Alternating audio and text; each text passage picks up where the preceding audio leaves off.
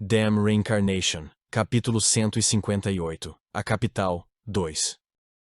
A propriedade principal da família Lionheart estava localizada nos arredores da capital Ceres. Levava horas para chegar ao centro de carruagem. Se Lavera tivesse pedido a um dos cavaleiros Lionheart para acompanhá-la, ela teria usado uma carruagem. Mas com Eugene a acompanhando, as coisas eram diferentes. Afinal, por que eles se incomodariam em usar uma carruagem quando tinham um portão de dobra que poderiam usar? O portão de dobra na propriedade principal geralmente não era ativado a não ser em ocasiões importantes. No entanto, Eugene era atualmente respeitado o suficiente para justificar o uso do portão de dobra por motivos pessoais. Quando você está falando de uma prótese ocular, está falando de um artefato feito especialmente? Mer perguntou ativamente. Ao contrário do habitual, Mer não estava no manto. Desde que chegara à propriedade principal, fora várias vezes ao centro da capital, mas nunca com Eugene. Talvez por causa disso, Ancila fez esforços consideráveis para vestir Mer da cabeça aos pés desde o amanhecer. Já ouvi falar de olhos protéticos que podem ser conectados diretamente aos nervos ópticos das pessoas, mas ouvi dizer que são caros, disse Lavera enquanto acariciava o tapa-olho direito. Em vez de seu uniforme de empregada, ela usava um vestido formal hoje. Dinheiro não deve ser um problema. Você deve comprá-lo se precisar. Será desconfortável viver sem um olho, disse Eugene com naturalidade. Como aprendiz de empregada, estou recebendo mais salário do que mereço, mas... Claro, você não pode pagar com seu salário. Não posso comprar para você? Eugene inclinou a cabeça como se dissesse algo óbvio. Agradeço o gesto, mas estou bem, senhor. Não precisa recusar. Não posso usar esses olhos protéticos, explicou Lavera, levantando um pouco o tapa-olho e expondo marcas de corte e queimaduras ao redor do olho. O interior do meu olho foi queimado com um ferro quente, então nunca poderei enxergar com meu olho esquerdo, não importa o quão cara seja a prótese ocular que eu use. Mer tremeu depois que viu o ferimento de Lavera dentro de seu tapa-olho. Então... Não vai ficar bom se você usar uma prótese ocular feita de joia? Não vai ser bom se você simplesmente não disser nada? Eugene aconselhou. Mer refutou. Estou sendo atenciosa com a senhorita Lavera à minha maneira. Você estava sendo atenciosa quando sugeriu a uma elfa caolha que colocasse uma joia em seu olho? Estou desesperada com sua falta de humanidade em chamar a elfa caolha de elfa caolha, Sir Eugene. Eu não disse nada de errado. Uma conversa muito imprudente estava sendo trocada entre Eugene e Mer. Enquanto isso, incapaz de dizer qualquer coisa, Lavera, o assunto da conversa, apenas ficou quieta. Claro, ela sabia que eles estavam sendo atenciosos à sua maneira enquanto diziam essas coisas. No entanto, o que ela deveria dizer quando eles falavam sobre coisas como caolha ou olho de joia? Eu só gosto de olhos protéticos comuns. Lavera não iria interferir, mas sentiu que a conversa nunca terminaria se ela não o fizesse. Existem olhos protéticos que podem ser usados para autodefesa, Mer sorriu. Eles disparam raios mortais ou algo assim? Eugene perguntou. Esses olhos podem existir. Já vi isso antes, Eugene falou sem pensar muito, mas então percebeu a presença de Lavera e limpou a garganta antes de continuar. Quando fui ao deserto de Nahama. Alguns dos assassinos e xamãs de areia usavam olhos protéticos gravados com fórmulas mágicas. É desse tipo de olho protético que eu estava falando. Mer aplaudiu ao entrar na conversa. Não era difícil ver pessoas que perderam um membro ou tiveram uma flecha cravada nos olhos 300 anos atrás. Portanto, naturalmente, alguns malditos malucos usavam artefatos especialmente feitos para compensar as partes perdidas de seus corpos. No entanto, esses artefatos feitos especialmente tinham limites no final. Não importava quanta engenhosidade e esforços os talentosos artesãos, alquimistas e magos usavam na tentativa de fazer olhos protéticos com minerais mágicos raros, os olhos protéticos criados artificialmente eram, em última análise, esmagadoramente inferiores aos olhos demoníacos. Claro, olhos demoníacos também eram muito raros, eles só podiam ser encontrados entre os demônios, mas nem todos eles tinham.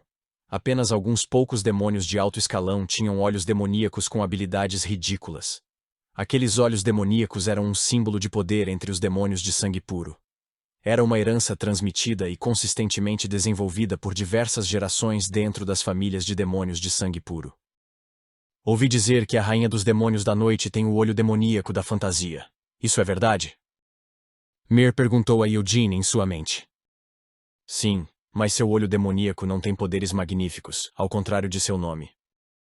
De acordo com os registros, a rainha dos demônios da noite matou sozinha 30.000 forças de elite de Turas. Noir Diabella não era a única do povo demônio de alto escalão que tinha o poder de fazer isso na época. Ela chegou a afogar 30.000 homens em uma planície que não tinha uma gota d'água sequer. Pelo que li, a planície se transformou em mar quando o olho dela brilhou, e as ondas do mar se precipitaram sobre os exércitos. É verdade que 30.000 pessoas morreram afogadas, mas a planície não virou mar. Qual é a diferença? O olho demoníaco da Noir Diabella não transforma a ilusão em realidade. Ela apenas faz os outros se sentirem assim. Esses 30.000 homens viram as ondas do mar e se afogaram, mas não foram realmente afundados no mar. Então ela mostra ilusões poderosas, é isso? Sim. O olho demoníaco de Noir Diabella é chamado de olho demoníaco da fantasia, porque ela e seu olho combinam fantasticamente bem, mais ou menos nojentamente bem. Noir Diabella era a rainha dos demônios da noite. Entre os numerosos demônios noturnos, ela era a mais poderosa. Como tal, ela reinava sobre eles. Os sonhos criados por ela eram tão requintados que eram difíceis de distinguir da realidade. Ela poderia interferir e quebrar mentes humanas em segundos, tornando seu poder incomparável a outros demônios. Seu olho demoníaco da fantasia poderia fazer os outros sonharem mesmo quando acordados. Quando alguém era pego por seu olho, sua realidade se transformava em sonhos.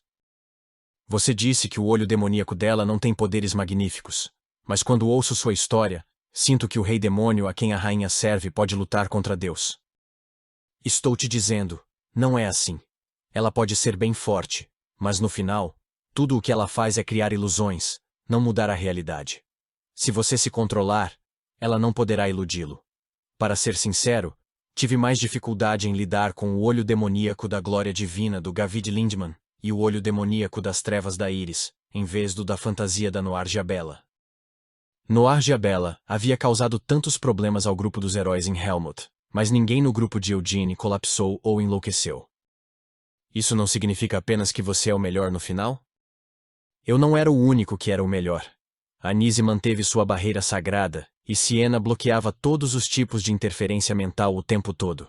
É por isso que não nos iludimos. A senhorita Siena é realmente a melhor. Mir sorriu timidamente enquanto assentia. Enquanto eles conversavam com suas mentes, Lavera naturalmente se alienou, mas ela não se importou muito e se concentrou apenas em caminhar. Ela inevitavelmente se acostumou a ser alienada. A capital do Império Kiel, Ceres, era a cidade mais chique em que Lavera já esteve. A cidade era bem administrada. As estradas eram bem pavimentadas. Os pedestres usavam estradas diferentes das carruagens. Guardas eram posicionados a cada poucos quarteirões, e as pessoas nas ruas vestiam roupas finas e estavam muito relaxadas. Era uma cena cotidiana neste lugar.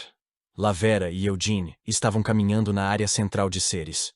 Mesmo que os plebeus trabalhassem por toda a vida, nunca poderiam possuir nem mesmo um pequeno quarto nesta área. Lavera havia morado em Nahama no passado. Seu dono era um comerciante que havia acumulado uma fortuna por meio do comércio. No entanto, ele não vivia uma vida moralmente correta. Devido ao seu ambiente hostil, a lacuna entre ricos e pobres era flagrantemente revelada em Nahama. Seu dono desfrutava de vários prazeres em sua grande mansão, mas fora de sua mansão, muitas casas antigas não podiam nem proteger as pessoas da noite fria do deserto. Seu dono às vezes colocava uma coleira em Lavera e dava uma volta pela cidade. Era um evento comum em Nahama. Nobres e comerciantes ricos de lá frequentemente exibiam seus raros animais de estimação. E Lavera era o mais raro de todos eles, uma elfa. Ela era uma ótima mascote que fazia seu dono estufar o peito de orgulho. À medida que as competições dos proprietários continuavam, as pessoas pobres falavam em sussurros e olhavam para Lavera com intenções hediondas, misturadas com ciúme, hostilidade e ganância. Ela estava acostumada com as pessoas olhando para ela daquele jeito. Quando seu dono pervertido ficava entediado durante o passeio, ele furtivamente soltava a coleira de Lavera e a fazia andar sozinha. Toda vez que fazia isso, Lavera caminhava, olhando em volta com cuidado, curvando os ombros o máximo que podia. Depois de passar um tempo assim, seu dono desaparecia e pessoas com más intenções imediatamente se aproximavam de Lavera. Então, ela tinha que fugir e se esconder deles, mas no final, sempre era pega. Não havia nada que Lavera pudesse fazer além de gritar. E enquanto gritava, os guerreiros de seu dono apareciam e a salvavam. O passeio nunca era divertido para Lavera, mas quando pensava no que aconteceria depois, preferia o passeio. Ela não deveria mais sentir dor no olho esquerdo, mas de alguma forma, ele doía. Memórias horríveis vieram à tona em ondas, fazendo-a estremecer subconscientemente, mas logo prendeu a respiração depois de olhar para seus arredores pacíficos. Esta cidade era diferente da cidade de Nahama. Embora as pessoas pudessem estar olhando para ela, não a olhavam com intenções hediondas. Lavera sabia o porquê. Ela estava usando um manto que tinha o símbolo da família Lionheart nas costas enquanto caminhava com Eugene e Mare. Tem algo errado? Eugene perguntou quando sentiu Lavera perder o equilíbrio. Uma velha lembrança passou pela minha cabeça. Lavera respondeu hesitante. Tenho certeza de que não é uma boa memória. Não perca tempo pensando no passado. Pense no almoço que teremos em vez disso. Eugene olhou pela janela. O que vamos comer? Lavera perguntou com um leve sorriso no rosto. Vamos a um restaurante que Sir Gerhard costuma frequentar. Sua refeição de vitela é realmente boa. Mare falou com olhos brilhantes. Ela havia recomendado o restaurante para Eugene e Lavera, e Ancila fez uma reserva pessoalmente para eles. O restaurante era tão famoso que as pessoas tinham que fazer reservas com uma semana de antecedência para poder pelo menos sentar no canto do restaurante. No entanto, esta manhã, a segunda senhora da família Lionheart reservou o assento da janela com uma grande vista, usando a influência da família. Para ser sincero, acho que os jantares na propriedade principal são melhores, resmungou Eugene. Os garçons do restaurante continuamente serviam pratos sofisticados. A comida era tão boa quanto parecia, mas não tão boa quanto os pratos servidos na propriedade principal dos Lionhearts. Você come muito bem para quem fala essas coisas, Mare zombou. Por que deixaria comida no prato quando vim de tão longe para comer? Não estou dizendo que a comida é ruim. Se não gostar, não precisa comer. Dê para a senhorita Lavera ou para mim. Por que eu daria minhas sobras para outra pessoa? É só pedir mais um. Eugene resmungou novamente enquanto cortava seu grande bife. Sentada em frente a Eugene, Lavera olhou para a frente enquanto cortava seu bife em pedacinhos. Embora Eugene tivesse reclamado como se não fosse dar seu bife a Mare, ele estava colocando os pedaços que acabara de cortar no prato dela. Radiante, Mare naturalmente comeu os grandes pedaços de bife, um por um. Vocês dois parecem pai e filha, Lavera comentou baixinho. Você está louca? Eugene rapidamente se virou para Lavera em estado de choque. Na verdade, também acho, senhorita Lavera. Mare sorriu. As reações de Eugene e Mare foram o oposto uma da outra. Ainda radiante, Mare colocou um pedaço de seu bife no prato de Lavera. Eu nunca nem me casei antes. Por que você me trataria como o pai de alguém? Eugene falou, irritado. Tem planos de se casar, mestre Eugene? Lavera perguntou enquanto mastigava o pedaço de bife de Mare. Não. Há um boato circulando entre os servos. Você e a mestra da Torre Branca compartilham um vínculo especial. Lavera parou. Você está realmente louca? Eu? Com a mestra da Torre Branca? Com a Melkith Elhaya? Kia! O grito estranho de Melkith veio à mente de Eugene, fazendo-o franzir a testa. Não há uma grande diferença de idade entre nós? Acabei de fazer 20 anos este ano, disse Eugene hesitante. Hehe. Mare riu baixinho ao lado de Eugene. Franzindo a testa para Mare, Eugene continuou. A mestra da Torre Branca tem quase 70 anos agora. Se tivesse se casado cedo, teria um neto da minha idade. Uma diferença de 50 anos é muito? Lavera perguntou inocentemente. Sim, você é uma elfa, Eugene gemeu. Estou ciente de que a mestra da Torre Branca é velha do ponto de vista humano, mas ela não viverá mais do que os humanos comuns como Arquimaga? Entre os seres de longa vida, a idade de 70 anos é considerada muito jovem. Então devo ser um bebê aos seus olhos. A mestra da Torre Branca não apenas parece jovem, mas também tem uma mente pura e jovem. Lavera continuou sua visão sobre Melkith. Estranhamente soa como um elogio, mesmo que isso signifique que ela não consegue agir de acordo com sua idade. Você não quer uma parceira mais velha quando se casar?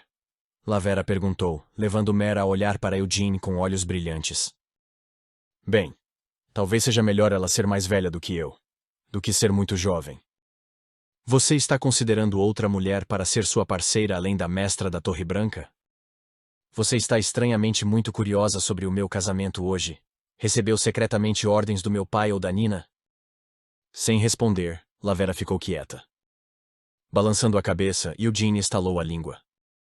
Meu pai está sendo idiota. Não faz muito tempo que me tornei adulto. Então por que ele já está preocupado com meu casamento? A senhora Ancila também está preocupada com o casamento. Ela quer que o Sir Sion se case com uma princesa de outro reino. Você também gosta de princesas, Sir Eugene? Mary interrompeu. Com uma cara de nojo, Eugene respondeu. O quê, princesa? Não, não tenho planos de me casar. Ainda assim, você pode se casar se a pessoa for mais velha, estiver na mesma sintonia que você, e for sua amiga íntima, certo? Mare sorriu, imaginando o futuro onde seu nome era Mare Lionheart, em vez de Mare Merdane. Eugene nunca imaginou se casar. Por que ele pensaria em se casar quando tinha um monte de coisas para fazer agora? Mas, bem, Eugene gemeu. Como havia morrido em sua vida passada sem ter filhos, ele queria se casar e ter muitos filhos. No entanto, pensaria sobre isso depois de terminar as coisas que não conseguiu concluir em sua vida passada. Embora fosse difícil matar todos os demônios, ele queria matar o rei demônio do encarceramento e o rei demônio da destruição. Estranhamente, as mulheres que Eugene conhecia vieram à sua mente. Sienna Merdane, Ciel Lionheart, Christina Rogeres e Melkith El-Hayya. Além dessas 4 mulheres, havia várias outras mulheres que Eugene conhecia. Mas essas 4 eram aquelas com quem ele havia se aproximado. Casar com Sienna? Por que ele se casaria com aquela garota violenta? Ela xingava sempre que Hemel fazia alguma coisa. Às vezes em que Sienna o chamava de filho da puta e arrombado, irritada, passou pela mente de Eugene. Então, por que iria passar seu tempo, comer e acordar com ela todos os dias? Espera, já não tínhamos feito isso em Helmut? Pensou Eugene. Hamel. Você realmente voltou para mim. Dentro da árvore do mundo, Sienna abraçou Eugene, sorrindo com os olhos marejados. Quando esse momento veio à mente de Eugene, ele não conseguiu mais continuar pensando nela. Então que tal Ciel? Ela ainda não era uma criança? Eles seriam capazes de se casar em primeiro lugar?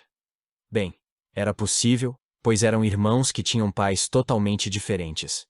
Embora Eugene fosse atualmente o filho adotivo de Gilead, ele estaria mais do que disposto a anular a adoção de Eugene por causa do casamento. Na verdade, Gilead prefere ser chamado de sogro, em vez de tio. Bem, acho que a senhora Ancila também iria querer. Não era um mau negócio para a família Lionheart, mas Eugene realmente não conseguia se imaginar casado com Ciel. Havia também Christina Rogeres, a candidata à Santa do Império Sagrado. Ela se parecia com Anise e estava ligada a ela, que se tornou um anjo por algum motivo. No entanto, casar-se com a Santa era absolutamente absurdo. A Igreja da Luz não obrigava seus sacerdotes a permanecerem solteiros, mas freiras e monges tinham que fazê-lo. A restrição também se aplicava à Santa. Eugene realmente não conseguia imaginar Christina como sua esposa, e ela também teria que estar meio louca para se casar com Eugene. Apesar de tudo isso, Christina teria que renunciar à Igreja da Luz se eles se casassem. Depois disso, as coisas ficariam realmente incômodas e complicadas. Eugene conheceu os inquisidores no Castelo dos Leões Negros, mas eles eram egoístas, hipócritas e sabichões. Definitivamente iriam caçar Christina depois que ela renunciasse à igreja, chamando-a de herege e corrompida. A senhorita Melkith é... Kiá! Kiá! Eugene parou de pensar. Além disso, qual era o sentido de imaginar tudo isso? Não era como se algo assim tivesse acontecido na realidade. Pedi à loja da rua Alcard para fazer minha prótese ocular. A rua fica a oeste de Ceres. Lavera explicou calmamente, trazendo Eugene de volta à realidade. A rua ficava perto do palácio, mas longe do bairro central onde viviam todos os ricos. Ainda assim, o portão internacional de Dobra estava localizado nas proximidades, tornando-se uma rua movimentada para muitos turistas que visitavam o Império Kiel. Esta rua também abrigava os aventureiros e guildas de mercenários. Como tinham que viajar muito para fazer suas missões, como matar monstros e aventurar-se em masmorras, era mais conveniente ter um portão de Dobra internacional por perto. Com muitas pessoas nessas linhas de trabalho frequentando esta rua, várias lojas exclusivas que não podiam ser encontradas no Distrito Central estavam localizadas ali. Lojas preferidas por mercenários e aventureiros, em vez de cavaleiros ou nobres. Havia lojas que vendiam armas funcionais e práticas em vez de decorativas e alquimistas que vagavam pelas ruas, vendendo discretamente poções eficazes, mas de aparência suspeita. O grupo de Eugene chegou à rua Alcard pelo portão de Dobra. Ela parecia diferente do Distrito Central por onde o grupo de Eugene acabara de passar. Na verdade, esta era a rua mais difícil da capital Ceres. Eu nunca vim aqui antes. Mer olhou em volta, sentindo o coração bater forte de emoção. A rua não era perigosa. Os guardas patrulhavam por ali também, mas geralmente não se intrometiam em brigas entre aventureiros ou mercenários das guildas. Em vez de mediar, resolver e prendê-los um por um, os guardas sabiam que era mais fácil deixar os membros da guilda lutarem entre si. Ah, tem tanta gente irritante. Embora não tivesse se dado ao trabalho de olhar em volta, Eugene podia sentir as pessoas olhando para seu grupo de todas as direções. O grupo de Eugene se destacava, atraindo a atenção. Uma elfa de um olho só, um homem de cabelos grisalhos com olhos dourados, vestindo um uniforme dos Lionheart, e uma garota de cabelos roxos em seu lindo vestido formal. Você deve estar muito irritada também, já que as pessoas sempre olham para você por ser uma elfa. Eles não vêm e brigam, não é? Eugene perguntou a Lavera. Eu vim a esta rua pela segunda vez, mas nada disso aconteceu até agora. Lavera balançou a cabeça. Com qual cavaleiro você saiu da última vez? Sir Nain dos Cavaleiros Leão Branco me protegeu. Coisas assim não aconteceram da última vez, porque aquele cara é grande e parece intimidador.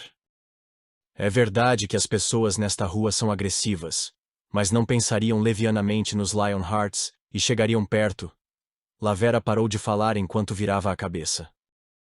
Um homem sardento de cabelos espessos aproximava-se furtivamente do grupo, sorrindo servilmente. Você é Sir Eugene Lionheart? O homem perguntou.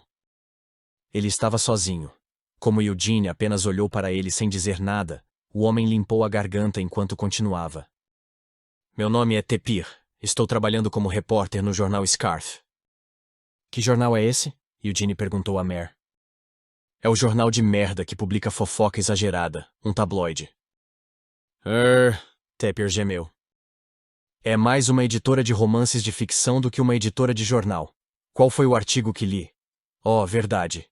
O misterioso assassino em série vaga pela capital ao amanhecer. Mas acontece que ele é o filho ilegítimo do Marquês X. Scart irá fazer uma entrevista exclusiva com ele. Eles escrevem esse tipo de coisa. Mer falou. Há algum assassino em série rondando a capital de madrugada? Eugene inclinou a cabeça em confusão. Não, não há. Viu? Eu te disse. Publica romances de ficção, não notícias. A crítica de Mer fez Tepir franzir a testa visivelmente. Mantendo sua compostura com dificuldade, Tepir perguntou. Você poderia me dar um momento de seu tempo? Não dou entrevistas, respondeu Eugene sucinto. Por favor. Não vai demorar. Ouvi dizer que a família Lionheart passou recentemente por um problema humilhante e vergonhoso. Você tem coragem, está dizendo isso mesmo sabendo que meu sobrenome é Lionheart? Bufando, Eugene acenou com a mão. Pare de falar merda e vaza daqui. Você pode continuar brincando se quiser escrever seus artigos com uma caneta na boca pelo resto da vida. Como se não esperasse que um jovem nobre de uma família de prestígio dissesse tais coisas, Tepir piscou, incapaz de dizer qualquer coisa. Vaza! Disse Eugene a Tepir já 2 vezes. Tepir hesitou, mas permaneceu parado. Estalando a língua, Eugene apontou o dedo na direção de Tepir. Pop! Com apenas um único dedo, Eugene atingiu o meio da testa de Tepir. Gritando, Tepir caiu no chão. Algumas pessoas simplesmente não escutam. Oh, você pode escrever isso no seu artigo. A propósito, Eugene Lionheart, da família principal dos Lionheart, é um arrombado e violento como um cão raivoso. Se as pessoas me encherem o saco, irão acabar levando uma surra. Entendeu? Ancila estava recentemente empenhada em oprimir os jornais. Então, se Tepir realmente publicasse um artigo como esse, ela literalmente destruiria o jornal Scarf e daria um exemplo para outros jornais. Você já está se certificando de que não receberá nenhuma proposta de casamento? Mer sorriu. Fique quieta. Estou certa, não estou? Você está anunciando que tem um problema sério com sua personalidade, para que outras nobres damas e princesas não o peçam em casamento, certo? Minha personalidade está bem. Claro, eu ajo de forma rude com desgraçados rudes. Para palavras bonitas aparecerem, palavras bonitas precisam circular. Se a senhorita Siena disser palavras bonitas para você, você vai dizer palavras bonitas de volta para ela? Mer perguntou em sua mente. Aquela garota nunca disse palavras bonitas. Conheço você, Hamel. Mesmo que sua reencarnação tenha mudado seu corpo, substituído seu rosto e até mesmo lhe dado um novo nome, você ainda é o mesmo Hamel que sempre conheci. Por que parou de falar? Está quente hoje, resmungou Eugene, passando por Tepir, que ainda estava caído na estrada. A brisa da primavera roçou o cabelo de Eugene. Ela estava fria, porque o inverno ainda não havia acabado.